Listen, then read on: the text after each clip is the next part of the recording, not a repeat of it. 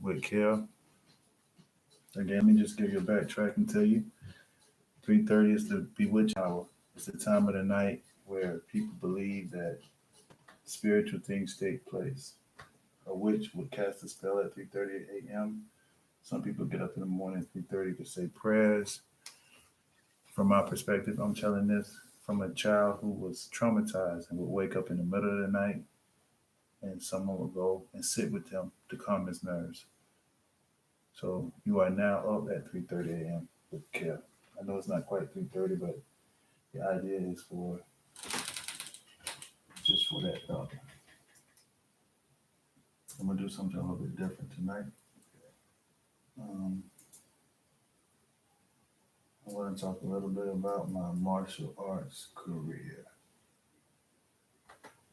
how it started, little things I learned while going through my journey. Um, yeah, next year will be 20 years. I've been doing martial arts. I started martial arts probably soon after I stopped attending church. And I know that's going to sound strange to some, but that's exactly how it happened.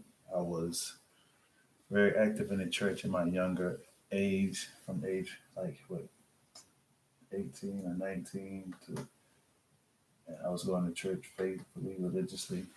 And when I lost, I'm going to say lost faith, or when I stopped going, I started training in martial arts as a way of discipline.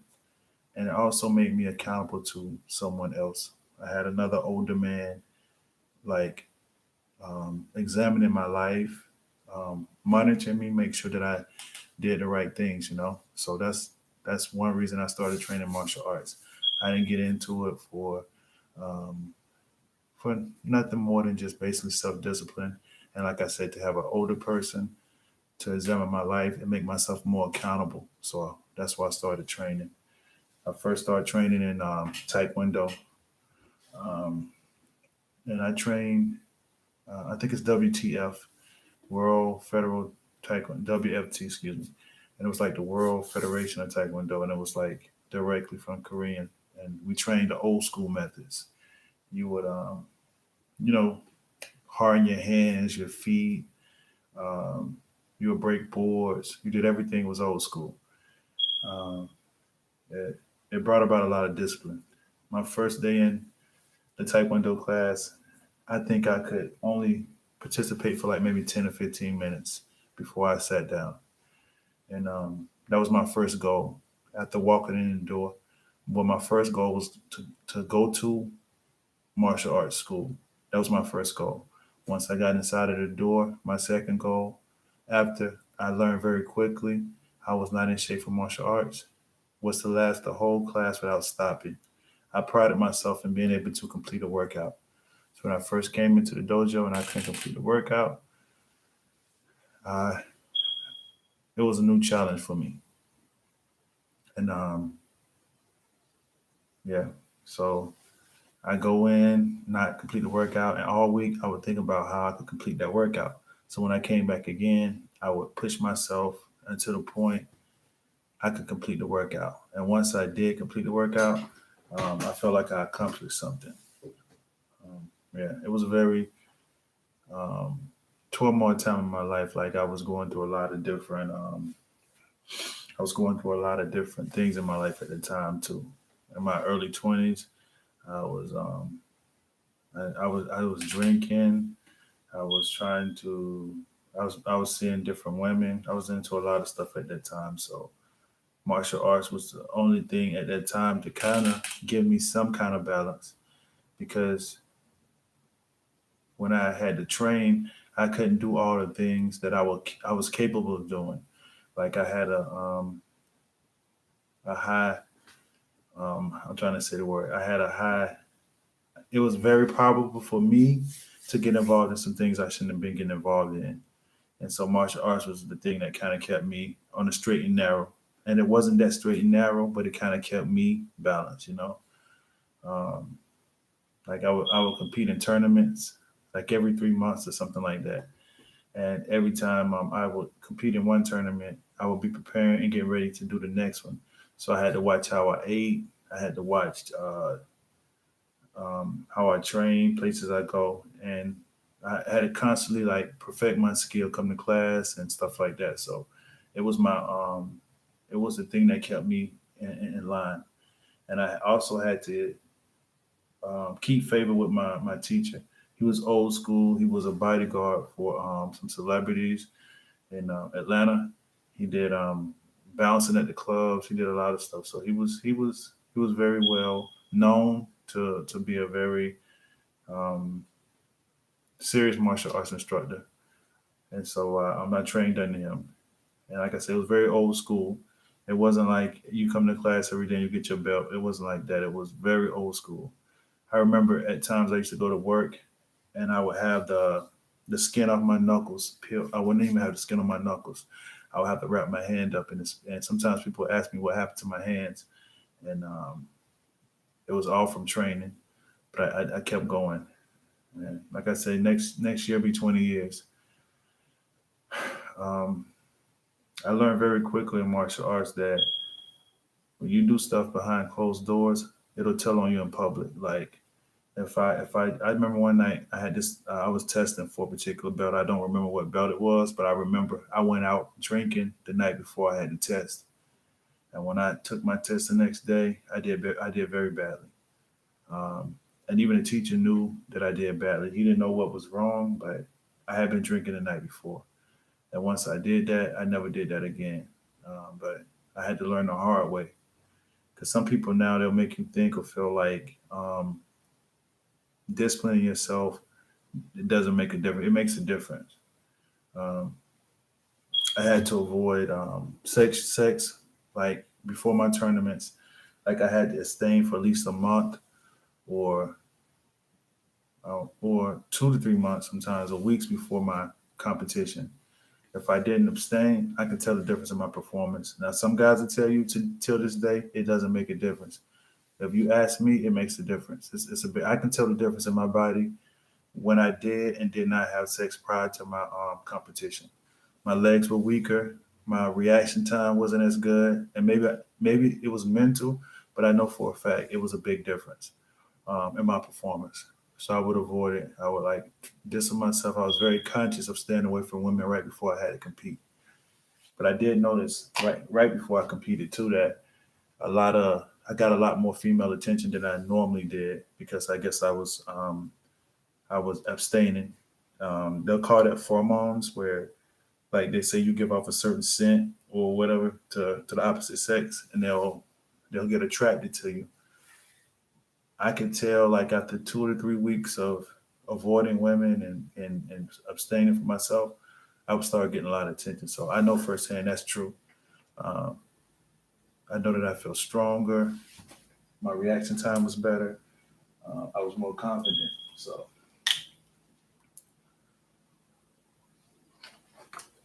So after about maybe 5 or 6 years, or maybe 7 or 8 years in WFT, World Federal Taekwondo, then I moved to New Jersey and I did the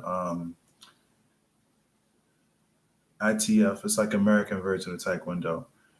I wasn't really fond of it, but I wanted to continue training, so I did it.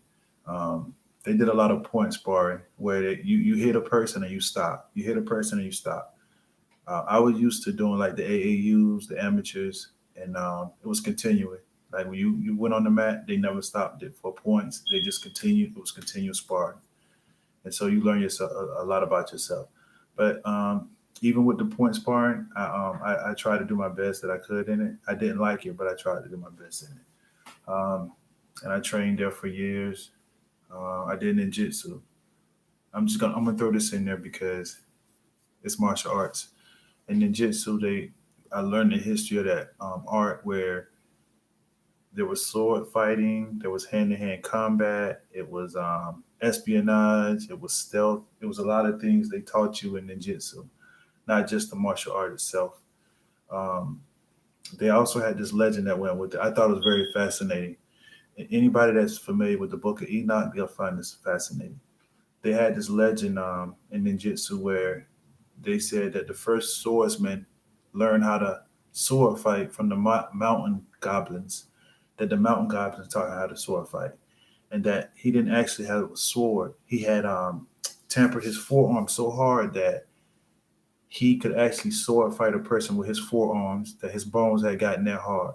That was the legend. So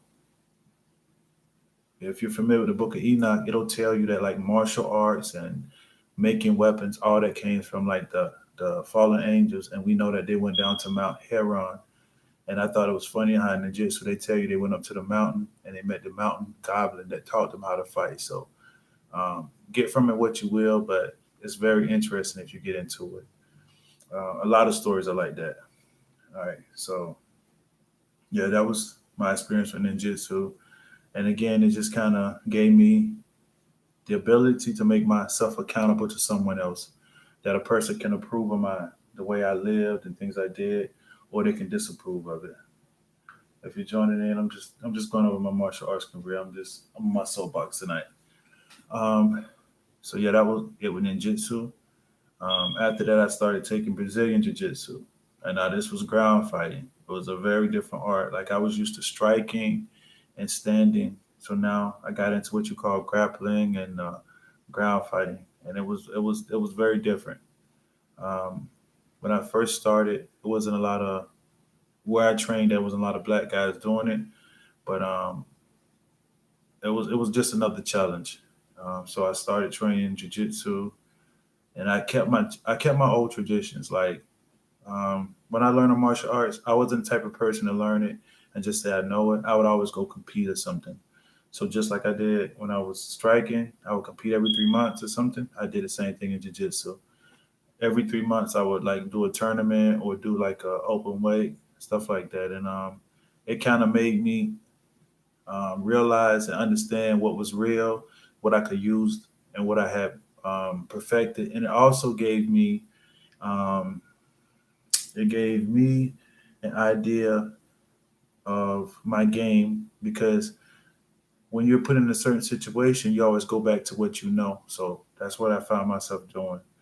And I would come out of some tournament with a new skill that I didn't have before I went in. Like one tournament, I think I got out of my 5 matches, I got like three of them with guillotines. And before that, I never used the guillotine. So I just thought that was funny. So the competition part was a good thing. I learned a lot from it.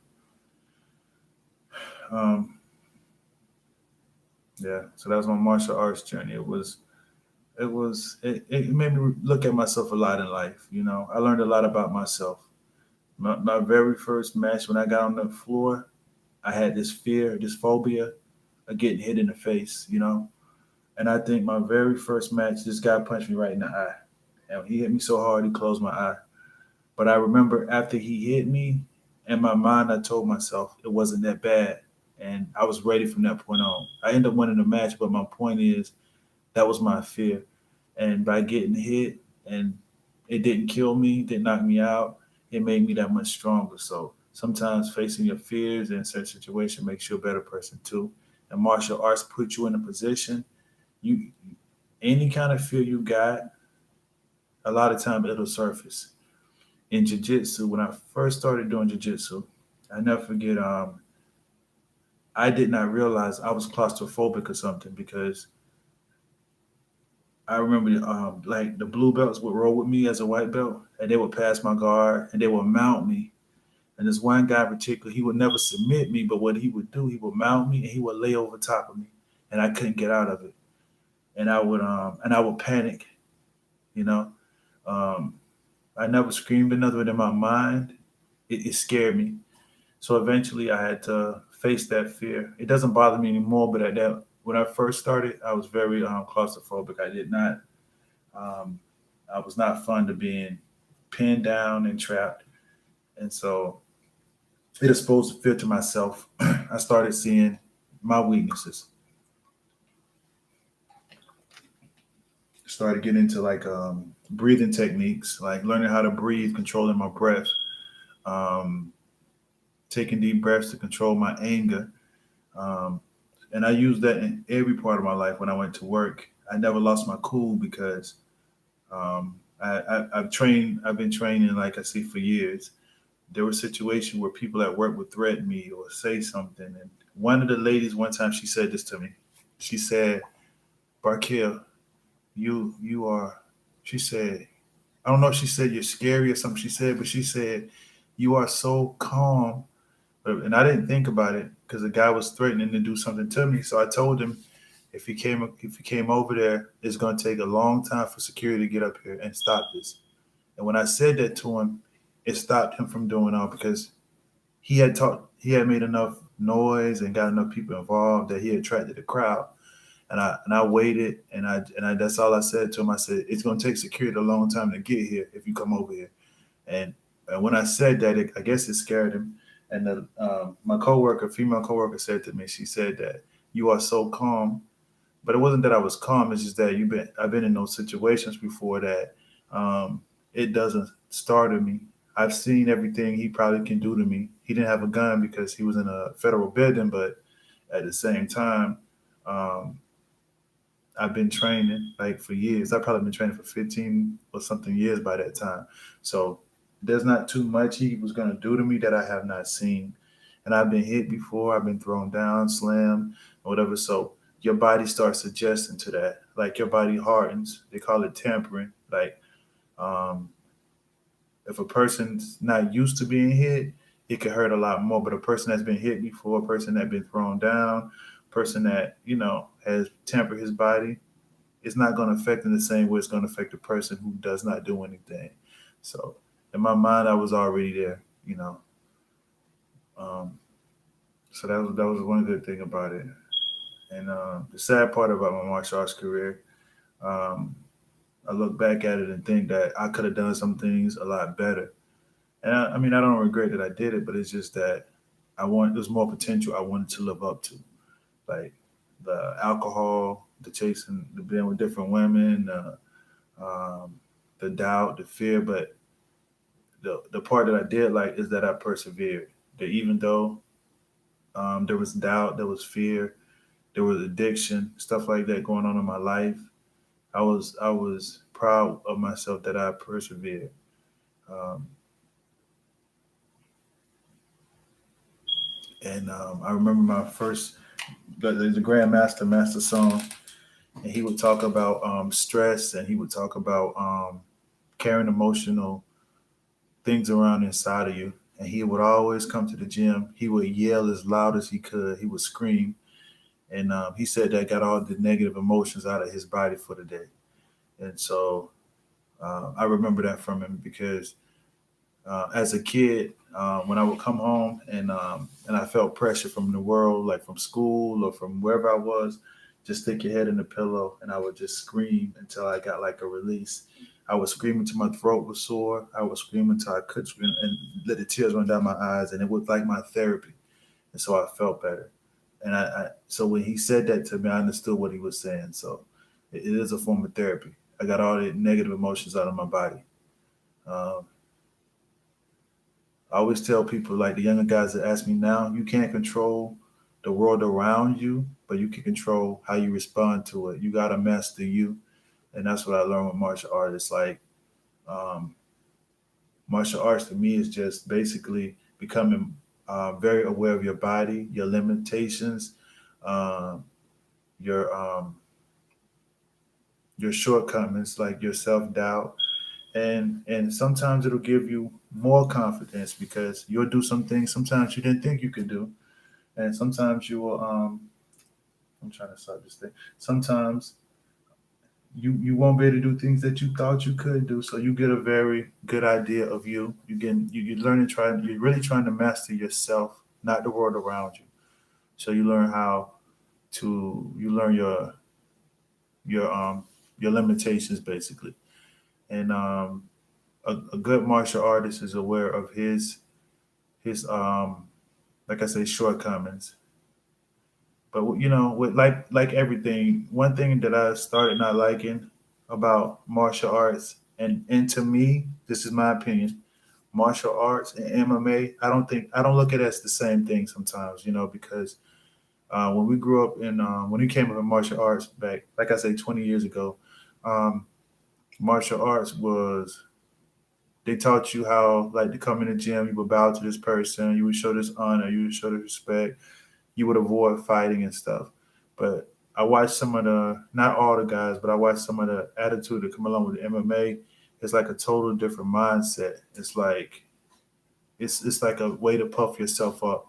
And some of the guys are more aggressive and whatever else. And I've done amateur MMA myself because I like the idea of being able to flow from one art to the other. Like Bruce Lee said, "Be water, my friend, not commit to one style." So I understand that part, but like like the use of steroids and stuff like this, I always feel like that's cheating. That's just me. But I just felt like now there's no honor in the game like it used to be. Um, I would train with guys, and they would start training at this one school, and if they didn't get their belt fast enough, they would leave this school and go to the other one. Stuff like that I noticed. Or if they felt like um, they had a small argument with this person, they would change schools, and they would not work out the disagreement. And I felt like um, that was a weakness, and that they didn't understand what the art was trying to teach you. That there, in life there's going to be conflict, and you got to be able to and be willing to work through those conflicts. So that's I got a lot of that out of martial arts. Sometimes you lost, but you still had to come back and face your teammates or your school. There's times you win, and I'll be honest with you. This gonna sound like a cliche, but I really mean this from the bottom of my heart. I've learned more from losing than I have from winning. Like when I lost the fights that I should have won, and I won some fights that I should have lost. I beat people that were more skilled than me. Excuse me, more skilled than me, but I think I was in better shape or something. And then I've lost to people that I think I was more skilled in better shape, but it really had nothing to do with my opponent. That's what I learned. It wasn't my opponent, it was myself I was fighting. Because sometimes I didn't diet right, I didn't get enough rest or sleep, I drank or something prior up in my training camp. I did some things wrong. So it wasn't necessarily the opponent I was fighting myself. But the person standing in front of me, he's testing me. So I don't look at him as my enemy, or I don't look at him as um, somebody I'm trying to hurt. It's just I should have prepared for that person because you never know who you're going to get. That's the thing about a tournament. I think a tournament is more difficult than a fight. A fight, you know who you're going to be facing. You know your opponent, so you can prepare for him. You can watch videos. You can do this. You can do that. But in a tournament, sometimes you have no idea who you're facing. You don't know what he does. You don't know his strength or weaknesses. So you just have to be able to adapt on the spot, and that's how you measure intelligence. You only measure intelligence because um, with the ability to adapt. Like a lot of people, I watch this. I'm gonna show you how sometimes we can be backwards. I used to watch Floyd Mayweather, right? A lot of people don't like him, um, but if you look at the way he boxes, people will make fun of him and say that he's like 50 Cent used to say he was ignorant or he couldn't read or he was unintelligent. But you can measure intelligence by not just by reading, but by the ability to change. Um, he has a quick, good ability to adapt to change. Like he can be in a fight, and the person can fight him one way, and he can change his whole strategy. So by the time you come out again, it's hard to beat him because he's adjusted to what you're doing. That's intelligence. You can adjust to change very quickly. That's how you can measure intelligence. Like in society, they try and make you think that an athlete is stupid or dumb because he's an athlete, but it takes a lot of intelligence to be able to adapt quickly. That's what you see with like a lot of the football players, with basketball players. Something can come up and they just adjust to it very quickly. That's intelligence, not just being able to read or memorize something, and recite. That's not really intelligence. That's memorization. You can memorize good, but that doesn't make you intelligent. So being able to adapt, and that's what a lot of tournaments did. You trained, and then you went to the tournament, and they could give you anybody to face, and you had to adapt to that change very quickly.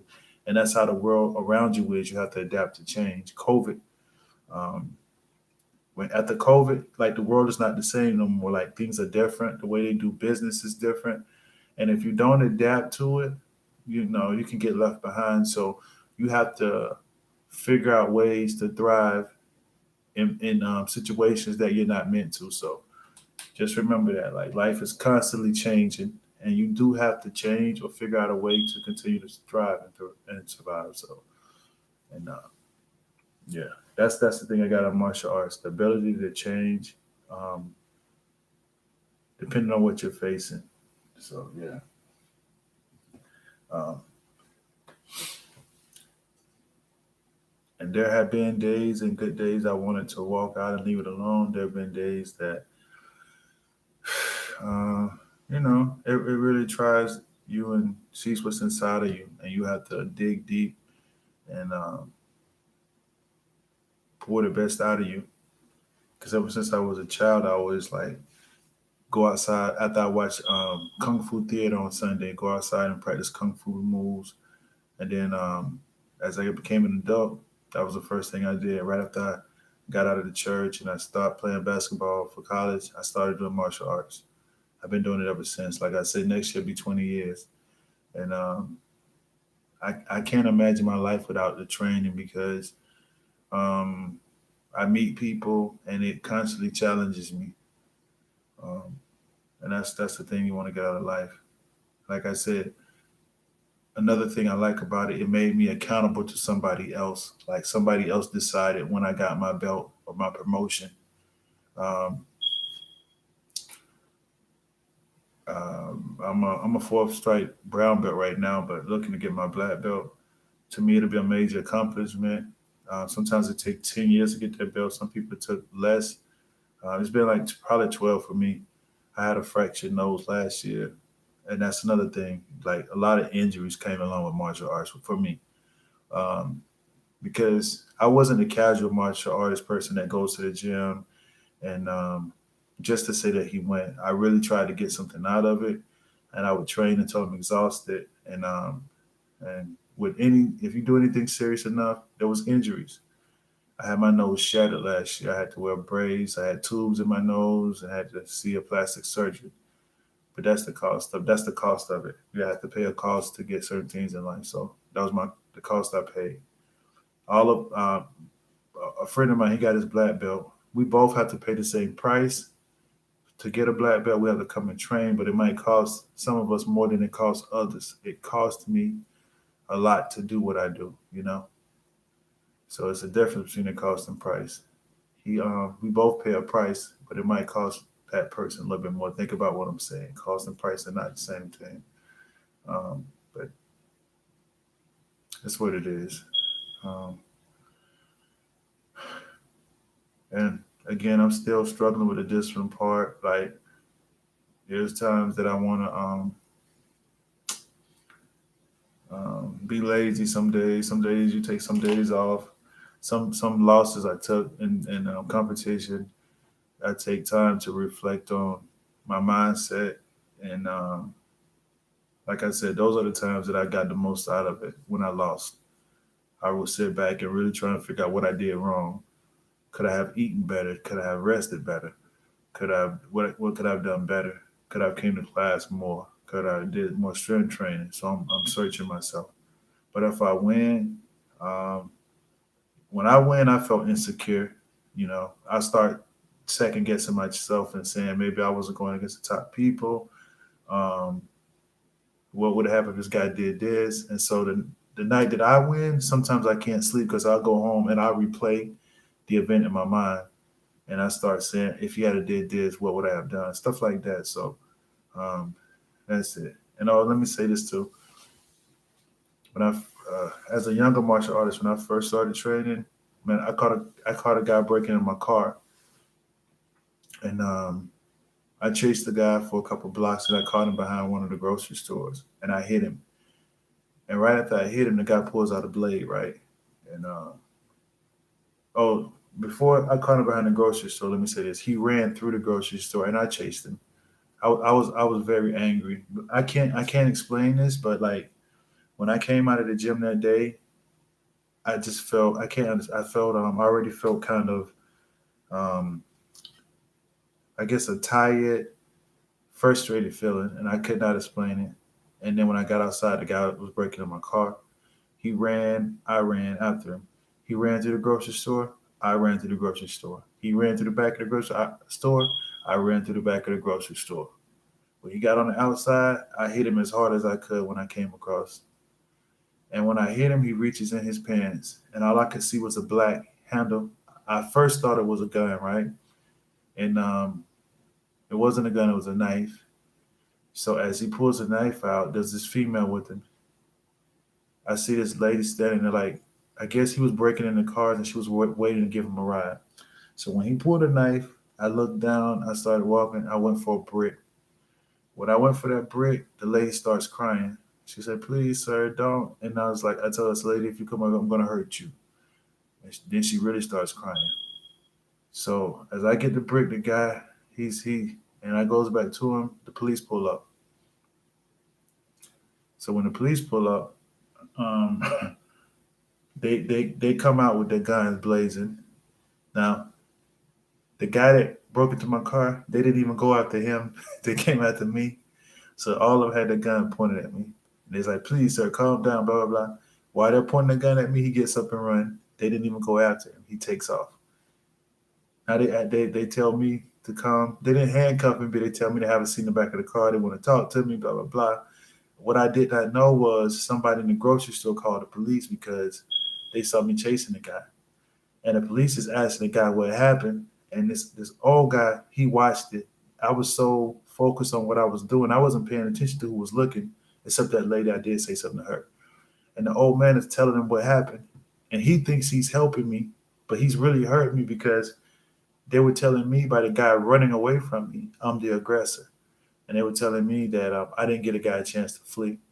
So, long story short, the state want to pick up charges on me because the guy fled. And by me training, they said that it was almost like escalating the situation where if me and you got in an argument and you pulled out a knife and then I pulled out a gun, I escalated it. By me training, it's almost like pulling a gun on somebody else because the guy's untrained.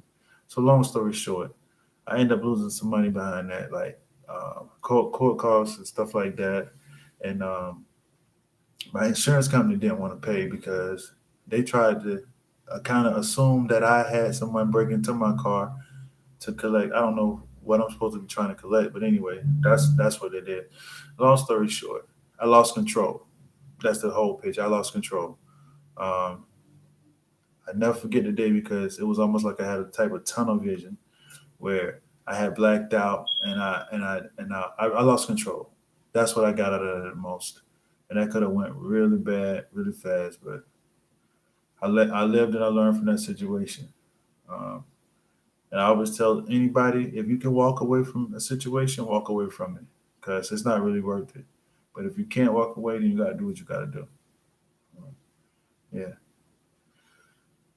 But yeah, now I'm almost a middle aged man now. I still been training, like I said, 20 years, and it seemed like the years went by fast.